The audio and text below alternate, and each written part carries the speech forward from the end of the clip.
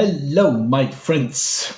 I greet you to our new episode Seeing Hitler Testimonies of Friends and Comrades, Colleagues, Acquaintances, and in general, those who knew him well.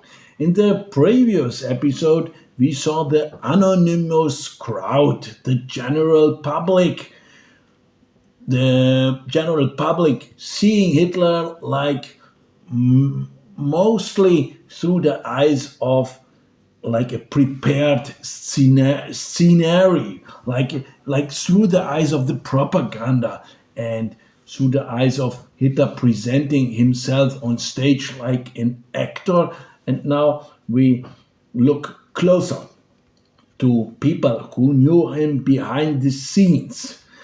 I would like to note that alongside Walter Lange, psychologist, remarks, he made some remarks about about these testimonies.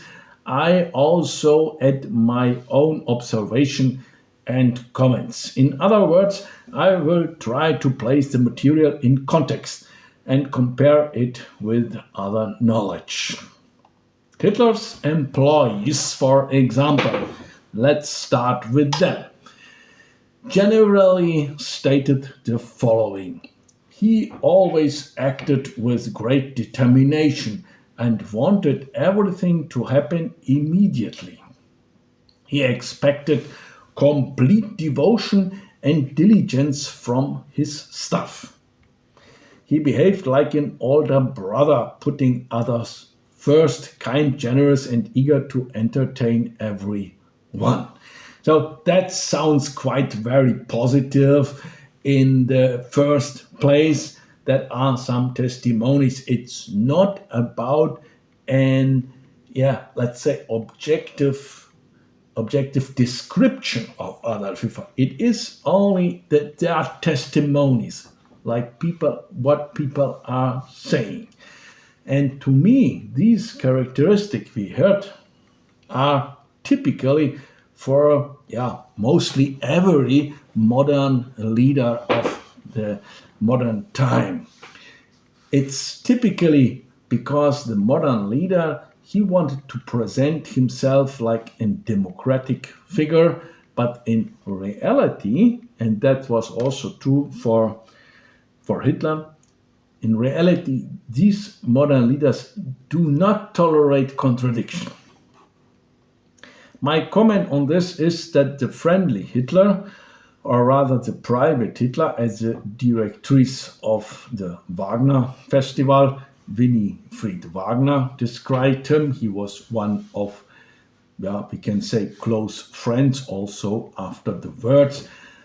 They described him amiable and like somebody who made a lasting impression, especially on most women. Many such women who admired Hitler even during the Second World War remained at his side also after the war. Even after the war, despite all the negative things that were said about him afterwards, the monster-like description of Adolf Hitler, and they were aware of this description. One of Adolf Hitler's traits that repeatedly appears in the recollections of his companions is the following. As one of his employees put it, what was most striking and perhaps less well known was his ability to remember even details and encyclopedic facts. He knew every detail and could recount them like a walking dictionary. That were testimonies made by different people. This is also confirmed by Hans Frank, Hitler's former personal lawyer, who wrote in his memoirs. He wrote in his memoirs quite a negative picture of Adolf Hitler in 1940. yeah, after the war, where he was in prison in 1946 in Nuremberg and waited to be executed, he tried to wash himself, like to clean himself a little bit from the moral dirt that was connected with the name Adolf Hitler. And we hear there quite a lot of also negative things, but there were also like positive statements like this, that he was one remembering all encyclopedic facts.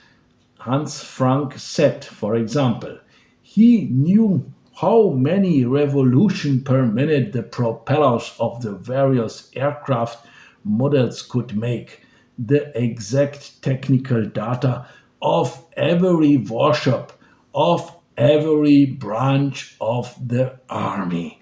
Yeah, that is also reported by other generals and other people, this statement. Hans Frank reports that although Hitler had an excellent memory, Hans Frank complained that he lacked the necessary preliminary training, like university. He thinks that Hitler had not like a comprehensive background, intellectual, and therefore Hitler was not able properly to structure the data. In his memoirs, Frank describes himself as the one who provided the intellectual background for the rather, as he said at the beginning in 1920, impoverished NSDAP little lost group of people in the early phase of the party. Yes, then Hans Frank, came like the intellectual, like the young fresh lawyer, and I taught them how to organize the party. Yes, Hans Frank was also a narcissistic personality. We can add here this little comment. And also in the last days before his execution, he was quite on not leaving this own narcissistic perception. I would like to add and confirm this also with another source, namely the book by Hannah Reitsch. Who was Hannah Reitsch? Hannah Reitsch was the heroine of the German Luftwaffe, we can say. A little lady. She was 1 meter 50 tall.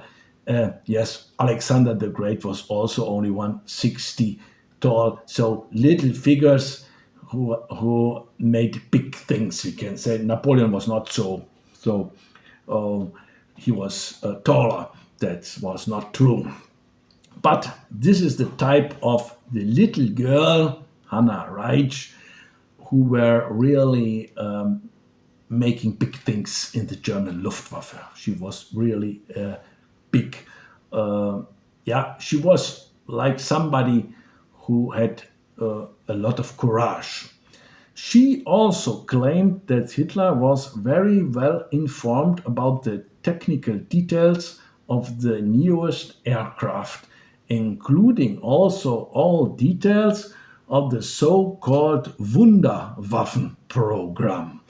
The Wunderwaffen program, the program around the miracle weapons. The German were when the end of the war came near, it was like a hope that they could beat the Russians, and not only the Russian, also the British, with their newest technique, the V1, the Vergeltungswaffe, the Wunderwaffe. They tried to develop some things that later, after the war, made the basis for the atomic weapon program, finished in the United States later, also with the help of these German engineers. She too, Hannah Reich, was impressed by the Führer, and this fascination lasted until her death. However, critics say that this was half digested knowledge which Hitler had acquired through, through unstructured reading. So, a lot of detailed knowledge, a lot of details, but not structured. Other people had the impression and speak of typical masculine determination and qualities, characteristics of leaders in general, that Hitler was a type of that. In fact, they saw him as somebody who represented the classical traits of virtus known from ancient Rome. But that is also an opinion. It is not, it is when we saw a little Hitler psychologically, we will see that he was, in fact, he was not this type of classical Roman virtus. But many people around him had the perception, had the impression that Hitler is like that. He was a master at creating complete dramatic effect. It was even said that he copied scenes or scenery from the rituals of the Catholic Church. An example is his speeches. Before he spoke, he wait for so long that everybody getting nervous when he will start to speak. And then he started only with whispering, and then there was a climax, and he began to shout. So he was a master of dramatical effects. It was new in this time in the 20s and in the 1920s. Later on, or also in the modern times, the motivational speakers we are knowing, they are using these techniques also. It's nothing new today. Yes, today not, but in the 20s, yes. He was able to make correct decisions and to assess situation with remarkable accuracy, often instinctively, even in the most complex circumstances. This is a statement we also hear from a lot of people around him. But again, I have to remark that these are impressions people had. It is not that I'm saying, or it is not that objectively we can say that Hitler was like that. No, my listeners, it is not like that. It is the perception people had. So he gave them this impression. It's maybe like many narcissistic personalities make the impression of being able, correct decision, assess situation, blah blah blah. They make the impression, but this does not mean that they are like that. And so it is also with Adolf Hitler. Also, another characteristic mentioned by the people around him is his extreme persistence turned into extreme stubbornness. Yeah, that's also a thing which is repeatedly remarked by people around him. He took on responsibility and almost helped relieve others from their moral burden by persuading them to give up the power of their own conscience. That's a thing that's very interesting.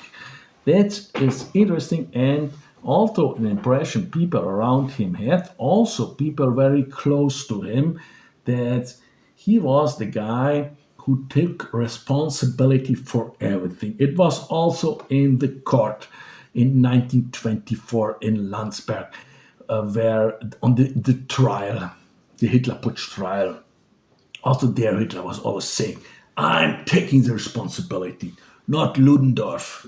because he and Ludendorff were the main guys of this process.